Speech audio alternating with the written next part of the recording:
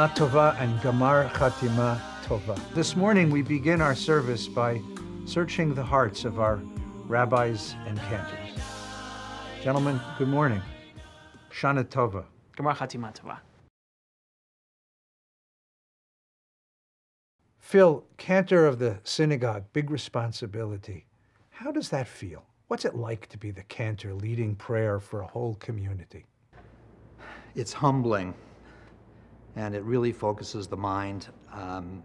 Probably the best example of that is Hineni, although some interesting things have happened during Hineni that might distract a little bit. I'll give you an example.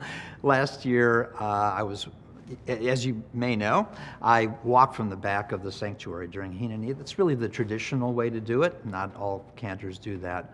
But I find it immerses me in the congregation. And what happens is, as I pass each individual row, the people in that row will rise. And the rabbi, as you know, gives that instruction. And it's a way of the congregation lifting me up.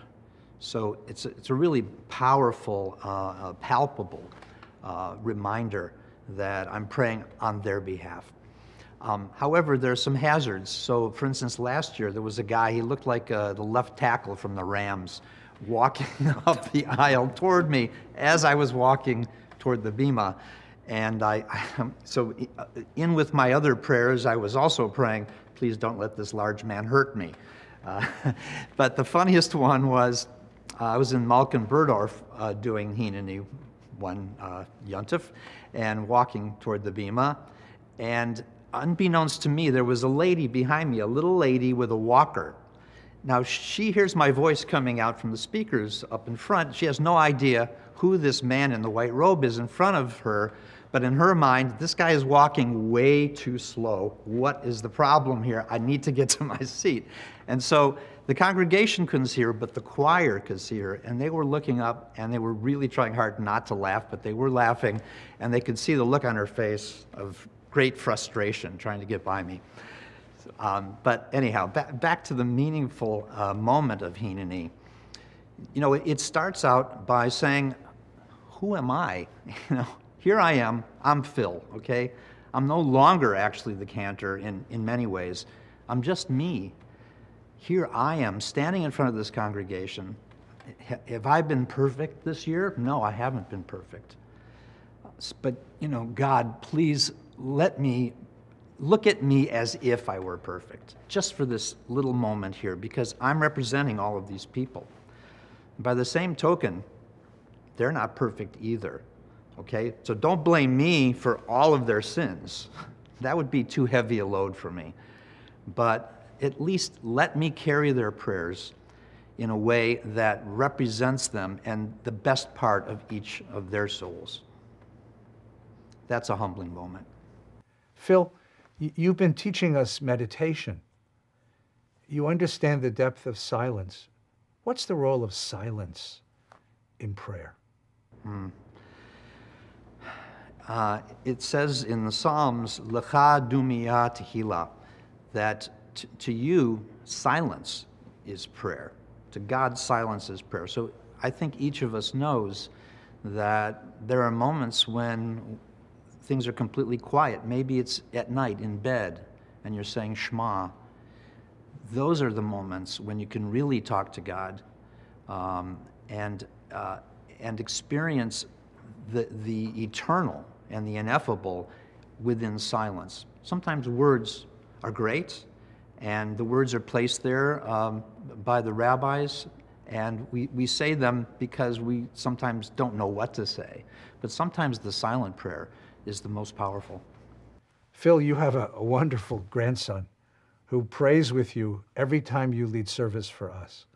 How has being a grandfather changed your prayers? Well, the future means a lot more.